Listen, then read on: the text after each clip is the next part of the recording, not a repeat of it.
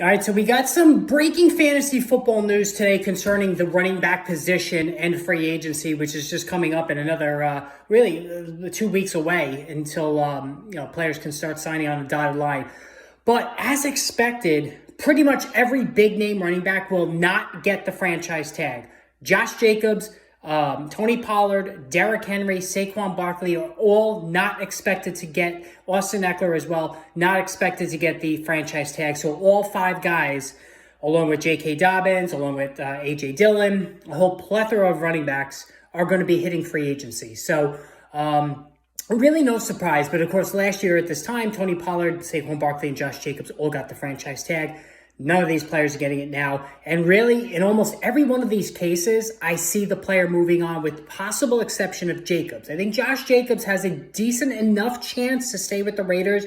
I think the ship has sailed with Derrick Henry, Austin Ekeler, Saquon Barkley. Tony Pollard, I think Dallas is so down on him that I believe they're going to sign Derrick Henry.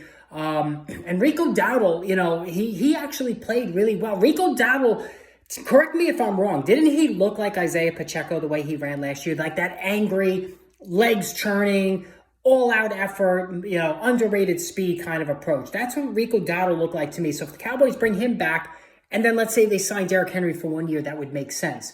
Fantasy football values, listen, Saquon Barkley, Josh Jacobs, and even Tony Pollard, if he lands in the right spot, can still be running back ones in PPR formats. Derrick Henry, I think, is going to slide to a firm 2 in PPR, and even in standard. I just don't know if he's going to get that workhorse. Well, he could on a really bad team that's just looking for some kind of veteran leadership, like Carolina. Like Carolina Panthers, give him a 1 year deal, pair him with Bryce Young, that could work, right?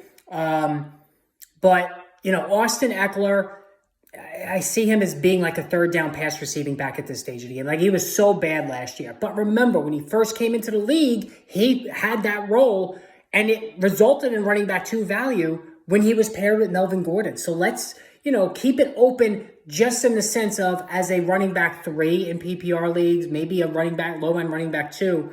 Ekeler can still catch the ball really well. And how much did that high ankle sprain impact him last year? Well, we're going to find out. But again, running back position, not a good start for free agency, even though the salary cap is going up exponentially this year. Guys, hit that subscribe button. We got the NFL Combine coming up on Thursday. I'm going to preview that, so stay tuned.